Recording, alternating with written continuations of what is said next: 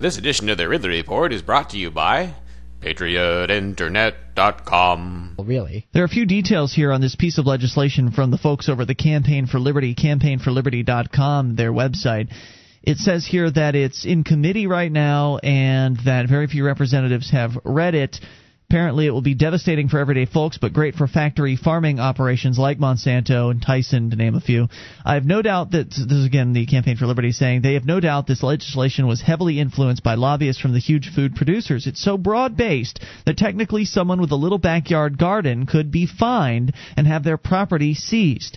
It will affect anyone who produces food, even if they do not sell but only consume it. It will literally put all independent farmers and food producers out of business due to the huge amounts of money it will take to conform to factory farming methods. If people choose to farm without industry standards such as chemical pesticides and fertilizers, they'll be subject to a variety of harassment from this completely new agency that has never before existed. That's right, a whole new government agency will be created just to police food for our own protection, of course. And, you know, there's more to the story here.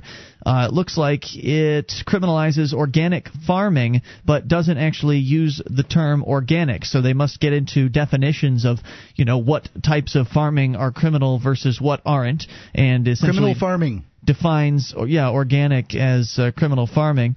Affects anyone growing food, even if they aren't selling but consuming. Affects anyone producing meat of any kind, including wild game. It's so broad-based that every aspect of growing or producing food can be made illegal, and there are no specifics, which is bizarre considering how long the legislation is. Section 103 is about the administrative aspect of the legislation. It will allow the appointing of officials from the factory farming corporations and lobbyists and classifying them as experts and allowing them to determine and interpret the legislation. Oh, that's a good idea. So essentially, if you've got a problem with Monsanto, just wait until this new government bureaucracy is formed and the executives from Monsanto are placed upon the regulatory board to make decisions as to whether or not your farm should live or die. This is how companies like Monsanto get as large as they do. Tired of Big Brother tracking your every move? Would you like to surf the net anonymously? Conceal your location? Well, then check out patriotinternet.com, a New Hampshire business eager to attend your privacy needs. patriotinternet.com